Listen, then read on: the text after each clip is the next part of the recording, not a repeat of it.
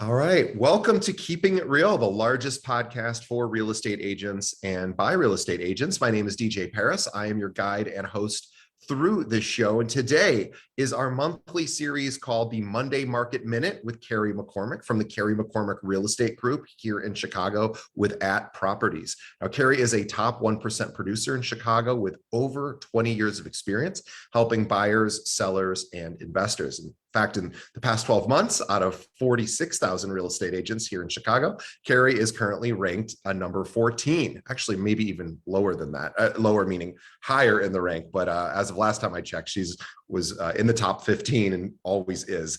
She's a true superstar and an expert in everything from first-time home buyers, veteran investors, and luxury properties. She also works with a lot of developers and is often chosen to represent their high-end developments. Now, please visit Carrie McCormick at her website, which is carriemccormickre.com, but also absolutely follow her on Instagram. We're actually going to be talking to Carrie today about branding, and there's no better example of an amazing branding, a realtor who does branding than Carrie. So follow her on Instagram, which is at Carrie McCormick Real Estate. There's also a link to that in our show notes. So at Carrie McCormick, and McCormick has 2 C's, at Carrie McCormick Real Estate. Carrie, welcome once again to the show.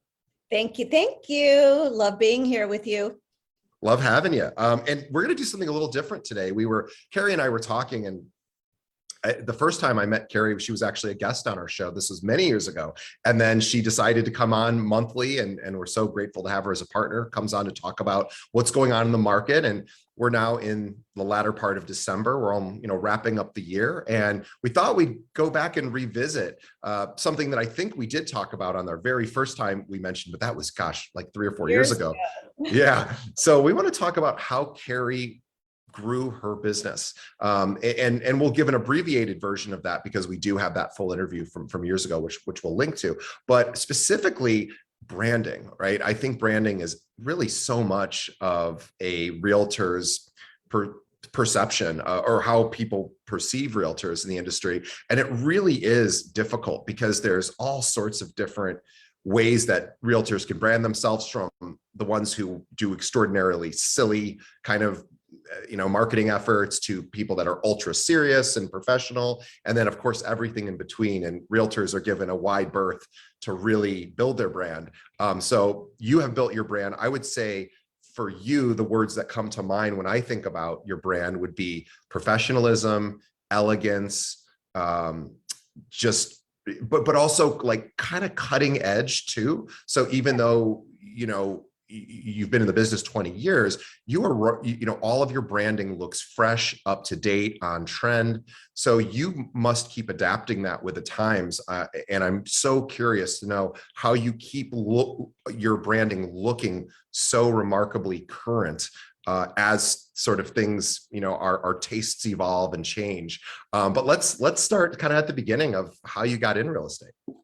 Well, that's thank you for all of that. That was very kind. And, I truly love what I do. And I think when people do love what they do, it just kind of shines through, and it's authentic and it's organic, and you're able to be who you want to be. And that's kind of where this all was born from. And just to kind of take a step back, as I was mentioning, I've been getting a little bit more of like the questions of, tell me a little bit about, how you grew up, and, tell me about your childhood, or tell me about, whatever it is going way back when. I'm like, it doesn't really matter. And a lot of people don't really care. But as I've thought through a little bit of it, I wanted to share with you and then with the audience, just how I did build that brand. And it really, if I look back into my life as a young child, like just 7, 8, 9 years old, my natural state back then as a young child was very entrepreneurial. At 12 years of age, I got my first job. What was your first job? So I worked at a catering company. Well, you guys will laugh. I was a golf cart driver on a golf course. Sure. They did catering then, and apparently way back when, it didn't matter how old you were. So I drove a golf cart on the golf course and served refreshments as a 12-year-old. But I was very rebel spirited back then, and I didn't follow the rules. I wanted things done my way. And it was really not kind of being out of being stubborn, but it was truly because I felt there was a better way to do things or to better experience things. My mom didn't like it very much that I was, had that kind of attitude. But again, it wasn't born out of, I'm going to break rules or not follow rules because of that, because of I didn't want to. It was, hey, this could be done better, so let's do it this way. So I would bend the rules. But I was raised by a single mom. She was a working mom, and she always put people first. And she was kind of that Martha Stewart-esque kind of person. And, because, I was raised by a single mom that worked very hard and, was very authentic to what she did, I kind of got my drive and my work ethic from her. So, you fast forward, how I grew up into a young adult, I started to learn patience and accountability, which those two lessons, along with like my drive and my grit, definitely propelled my career. When you say patience, can you get a little bit more specific? Do you mean the patience to have the sort of the ability to wait for something to happen as long as you keep moving forward, or is patience around something else? Well, it was, and I think we live in the world now where everything is so fast paced and we want what we want. But, early in my career, things were a little bit slower. And, I knew I wanted to be successful. I knew I wanted to sell luxury real estate early on. I knew what I wanted, but, you just couldn't snap your fingers and it was there. So the patience became something that I learned because I had to work hard. I had to build, I had to do all that grinding work of, again, way back when, I would knock on people's doors, I would cold call. There's all that stuff that when you're in the thick of it, you think, I'll never make it. But, it's being persistent. It's having the patience. It's having the drive. It's all the things that we know that we need to have, to have our success. So, again, how did this young rebel spirit bring me into real estate? And then I say, well, I think real estate actually came to me. And actually, I'll tell you guys a very quick story of how I got into real estate. So again, a couple decades ago, I was in advertising and I had a really beautiful office. It was looking over what is now Millennium Park. And I'm not sure what happened on that specific day, but I just remember something didn't go my way, whatever it was. And I'm like, I'm going to go out for a walk. So I left the office. And again, this is by Millennium Park. And I started walking. And, as your mind is going, I'm walking and just kind of huffing and puffing along. And I ended up in the West Loop. And again, this is— Wow, that's quite a walk. I must have been really angry. So this is back in the late 90s in the West, what is obviously now the West Loop, which wasn't what it is now. So when I got to, it was on Monroe Street, it was Monroe or Madison, I should know this, but it was on Monroe or Madison. There was a sales trailer or a trailer home sitting there, and there was construction going on. There was a big digger there, and I stopped and I looked, and some gentleman came out of the door of the sales trailer, and he says, you can't be on the site, you need to get off. It's an active construction site. And, I'm just looking around like, what are they doing here? I mean, it was just the weirdest thing to me. And he came out and he talked to me and he says, what are you doing here? And I said, well, I'm just curious, what's going on? What are they building here? He's like, oh, let me tell you, we're going to build a condo building on this site, and we're going to have X amount of units and blah, blah, blah. And I said, who's going to live in this neighborhood? Right. And he's like, well, we think young professionals and, it's so close to da, da, da. And he's giving me this sales pitch because he probably thought I might be a good buyer for him. And I just started telling him what I thought. And I'm like, well, this is what why would you do that? And, it's funny. He says to me, he looks at me, goes, are you in real estate? And I'm like, why, yes, I am. I'm in real estate. Of course I wasn't. And he said, I want to talk to you. You've got some really good ideas. I kind of like the way that you think. Meet me at my office next Thursday. So I'm like, great. So I leave. I walk back to my office. I get on the computer. How do I get my real estate license? So at the time it was, like a week's crash course. Sign up for the real estate class, which of course didn't start till the following week. I met with Tom at his office and I told him the truth. I said, with all due respect, I signed up for the course. I'm not licensed, but I signed up for the course and I will have my, license by X date. And he was completely fine with it. He thought it was kind of funny and he was thankful that I told the truth, but he hired me. He said, I like that you pushed the rules with me. I liked that you didn't agree with everything I said. I liked, your energy and your enthusiasm, and he hired me. And that's how I started my career in real estate. Yeah, it's really interesting. I think oftentimes, especially for, bosses or employers, they're often looking more for quality or qualities or personality types than they are experience. I'm in the process right now. I get to be part of this group of investors, and it makes me sound more important than I am. It's not a big deal, but there's about 50 of us, and we're going to be finding a technology company in Las Vegas, of all places, like a startup that is, needs some seed money. Mm-hmm. And so we're all, pooling a, little tiny bit of money together to help this company. We all get to decide on which company, and there's a bunch of them that are competing for the money. And so I'm in the process of now looking at businesses that I have no experience with and probably wouldn't be able to have the eagle eye to go, oh, that's the one that's going to succeed.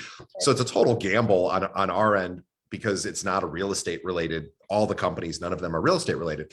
So what I'm like, well, I don't know enough about any of these technology sectors to make a really good decision on who's got the best business plan. So I have to just go with the qualities that I see in these owners, these startup founders. And that's the only thing I get to go on. And so I'm in the process of doing that now. And I'm like, well, this person seems like they have a great personality and a never quit attitude. So, and I think probably a lot of people get into professions because someone saw something in them that, that they thought, oh, once they learn the skills of being in part of this particular industry, they already have the personality. So you just have to just wind them up and push them in the right direction. So I suspect that's exactly what happened to you. Yeah. Well, I feel like I got lucky. So again, that's how I started in the business. And then you fast forward into, one of your questions was about branding and, building a brand. And what I've learned through the last couple of years is that the word, to define the word branding or brand, it's not a logo. It's not marketing or advertising. I like to say that a brand is your reputation and how someone feels about you, right? And just like you said, you had some really nice comments about my brand, and I didn't set out and say, Carrie McCormick, this is what I am. It's a feeling that somebody gets, when they see my name or see my marketing or see anything that I do. And I think it's important for all of us when you have your own business is to be your own brand ambassador and have your own identity. I've seen some folks, and I think it is flattering when someone takes like a social media post or something and they just duplicate it or they copy it. And, I think they say it's flattery, but it's not them.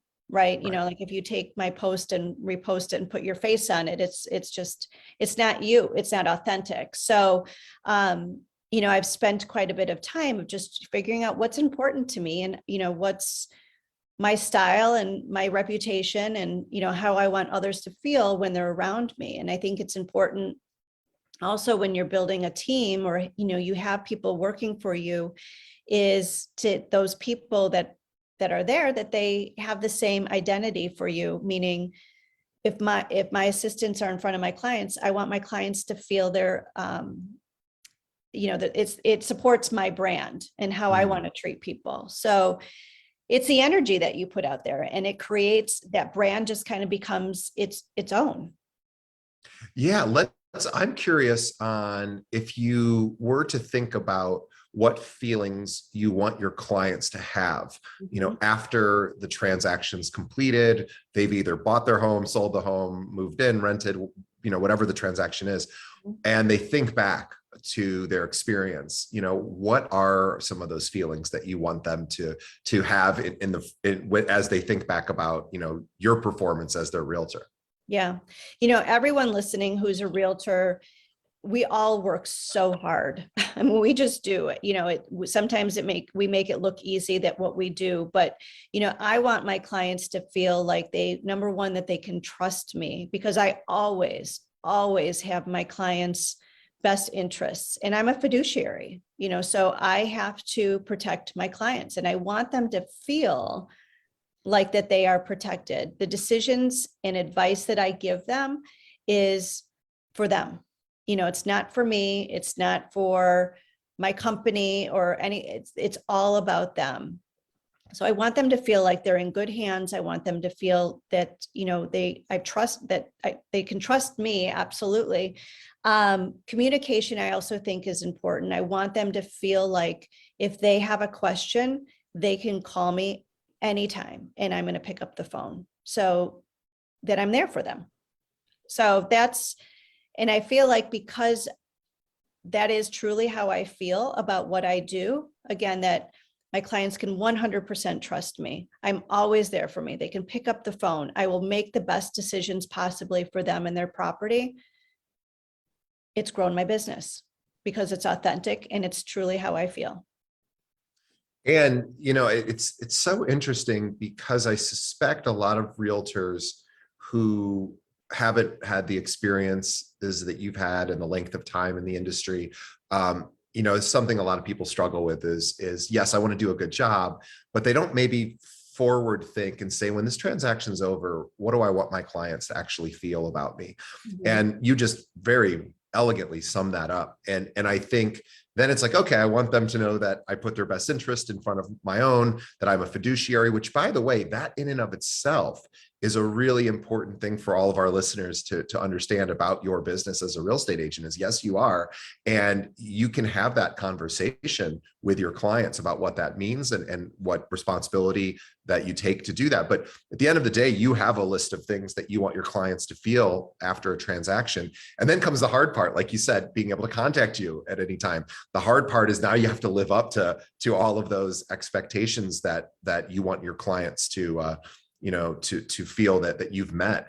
But it also probably drives all of your behavior, I imagine, because, I know, like, an example here at the firm I work at is we have just about 800 agents. And when I started, we had just a couple of agents. And so we've grown a lot, but we always have thought of ourselves as a small little mom and pop family company. And even though we're not so small anymore, that's still kind of our identity. So I have to make sure when I'm talking to agents who are thinking about joining the company I work for, that I say, just so we still think of ourselves, that is our brand, is we are this little mom and pop company. We try to treat our agents, as best as we possibly can. But, if I say, oh, we have 800 agents, somebody might think, oh, I'm just another number, or there's firms that have thousands of agents, and there's small and bigger firms. But our brand is actually, we're this little tiny company that just happens to be bigger than when we started. But so I always make sure that, when I tell agents who join our firm, I'm like, our job is to make sure that you never say, I don't really like it here. But in order to do that, we have to treat agents. And again, I don't work with buyers, sellers, I work with realtors. And so I have to make sure our realtors feel the same way your clients feel about you. And so, but you're right. It really governs all of our behavior at our company, is how do we take such good care of people that they don't want to leave and go somewhere else? And the same with you. But that there it is, the hard work, because if we do get a phone call from one of our agents at 10 p.m. at night saying, oh my God, I'm going to lose this transaction, this deal's going to fall through. Oftentimes we have to step up and do that, even though we're like, well, we really sort of, at 5 o'clock, we all go home. But we really have to be there. So I can appreciate the sort of how specific you are with wanting that. And then I can also appreciate how difficult it is to meet to meet those needs, but that's where all the reward happens. So Right. you are somebody who is, I mean, nothing was handed to you, which is, I'm always so impressed with people who, are able to excel in this industry without really any specific help or handouts. Obviously you got help along the way, and you consider yourself lucky for having walked by that developer at the time. But at the end of the day, like probably 1,000 other people walked by that developer that same day, right? And Right. you had you really had no business talking to them because you don't know anything about that business, that industry, and yet you did. And that demonstrates an impressive quality, to anyone that's looking to employ somebody. I once hired, I was like trying to hire an assistant, and this is back when Craigslist was like the place to put your job posting. And we probably got 100 responses, and it was just for this menial position. It wasn't even a high paying position. It was embarrassingly like, maybe it was, maybe we must've just been paying, minimum wage or something. And so we got all these, really earnest responses, people wanting to be the assistant. And it was just like, oh my God, there's 100 of these to go through. And then a woman just walks in, she was in her 20s, and she goes, I wanted to like hand my resume in person because I know you're probably getting a lot of those. And we just kind of looked at each other, my boss and I, and we're like, you're hired. Like, if you're going to come all the way down here just to walk into our like crummy little office for, a crummy job that you're probably not going to want in 3 or 4 months. No. She is not still there, but because she went on to bigger and better things. Sure. Because of course she did, because that's the kind of person that is going to go on to bigger and better things. And so that's exactly what happened with you. And I'm not in any way suggesting, you were a professional, you had a good career as before that. But I feel very fortunate. Yeah. No, that's exactly it. So, it's taking chances, and it's, really is all about hard work. And, sometimes too, it's being in the right place at the right time. Absolutely. It's so much of being in the right place at the right time. The good news is, if you just go to a lot of different places and Right. you put yourself out there, at some point, someone's going to be like, wow, that's impressive. Right. And it's happened to me. What I will tell you though, back to the branding thing, because I'm really curious if you agree with this. So I was thinking, as you were talking about the feelings you want your clients to have about you, and I was also mentioning, we want our agents to think about our company the same way your clients feel about you. And I was thinking that, and again, it really does become like our North Star. And it certainly is your North Star, because if you don't fulfill those obligations, those commitments you've made, which are really your own personal sort of values to your client, if you don't honor those almost perfectly, if not perfectly, you run the risk of the client thinking, well, she didn't really deliver on that, or it was a lot of just marketing, whatever. But it probably governs your behavior, I imagine, right? Like, well, that's my North Star. I want everyone to go, wow, she worked really hard for me. She had my best interest in mind. I could contact her. She was knowledgeable. She always got back to me, or she was available. And that probably in some ways frees up some anxiety you have about, like, what to do so that people feel that way. I do, but it is interesting that, there's so many different personalities out there. And, a lot of people comment that, we could be psychologists and all that stuff. And it is, there's one client in particular. I mean, I went above and beyond in the amount of work that I did for this client, but it's all because it's what I do, right? Yeah. And we got the deal closed. And again, it was, for this year, it was one of the hardest deals, but it was perseverance. It was everything you could possibly think of. I didn't get a thank you, but it's not about that, but I was just thinking, like, I mean, I did the best that I could, but, if someone, their expectations was, of course she's going to do that, but sometimes a little thank you goes a long way. Yeah, I think it's a really good time as a marketing tip as well to remember to say thank you to your clients. Not Carrie, of course, Carrie does this, but Carrie's saying, gosh, it would be nice for this person to recognize all the work I did. It's a great really reminder for all of us to recognize all of the work all the help that we get as well. So if there are people in your life, friends, family, coworkers, maybe a mentor, or just people you admire in this industry or just in life in general, reach out to them and tell them, even if it's somebody you've never met. We're lucky to get some of our listeners write us and say things about how we help their business. We would really never know that if we didn't get that feedback. I mean, we assume we're helping people, but unless people tell us, we honestly don't really know. And so I would encourage everyone, as your marketing tip, even if it's somebody you sold a home to 4 years ago, pick up the phone and wish them a happy holidays and say, I just, especially if you really like them, say, I just want to tell you 4 years ago, I remember closing on your home. Wasn't that a fun time, or wasn't that a difficult time, or whatever the experience was? And just say, I just want to thank you for being my customer 4 years ago. Very few people ever do that. And I think that's a great opportunity. Definitely, this is the time of year where we all, try to give thanks and really a lot of times we think people know that we appreciate them, but they probably don't, because you say it in your head all the time about how much you appreciate somebody.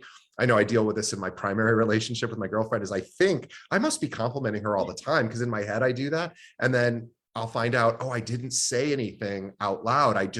I'm always thinking about how great she is.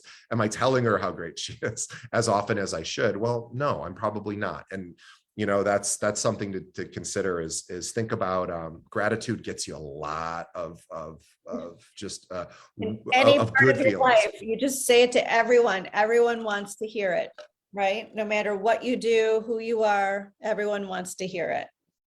And people, I have found in my life, when you are really authentically grateful to people, then they will be by your side forever. Everybody wants to feel appreciated. So we appreciate Carrie for coming on our show for years and years and continuing to do that. She does not have the time really to do this. One of the top producing realtors in Chicago, and the Chicagoland area, not just the city. And so we appreciate you. So on behalf of all our listeners, we say thank you for being consistent. Carrie has never missed. I think there were 1 or 2 times we had to reschedule because, just things got busy, but Carrie has not missed. She continues to be on the show and really helps our audience learn what it's like to be a top producer and what every one of our agents can do to kind of get to where you are now. So on behalf of everyone, we say thank you. And on behalf of Carrie, you're welcome. On behalf of Carrie and myself, we also say thank you to all of our audience for continuing to listen and support us. Thank you for another great year, Carrie. This was, 3 or 4 years now together, and we are so honored to have you. And just as a quick thing before we go, please everyone follow Carrie on Instagram. Go to her website, we'll go to her website too, but before you do that, follow her on Instagram. This is really, if you want to see branding in action, authentic branding in action, that looks brand new. Every single post she does looks new. It looks hip. It's hip is, gosh, I'm dating myself with that word, but it does, it's on brand. And I always say that you are right on trend for everything that's cool and going on. And as a marketer, I can really appreciate what you do. So follow her on Instagram, which is at Carrie McCormick Real Estate. Again, McCormick is with 2 C's. So Carrie McCormick Real Estate, and also go to her website, which is carriemccormickre.com. And before you sign off, I know you're ready to hit the end button or the fast forward to the new next podcast episode, but please tell a friend. Think of one other agent that could benefit from hearing from Carrie about branding, and send them a link to our episode. And please leave us a review on whatever podcast app you might be using, whether it's Apple Podcasts or it's which used to be iTunes, or Google Play or Pandora or Spotify or wherever. Leave us a review that lets us know what we're doing right and what we can do to improve. So thank you, Carrie, for another great year, and we will see you in 2022. Thank you.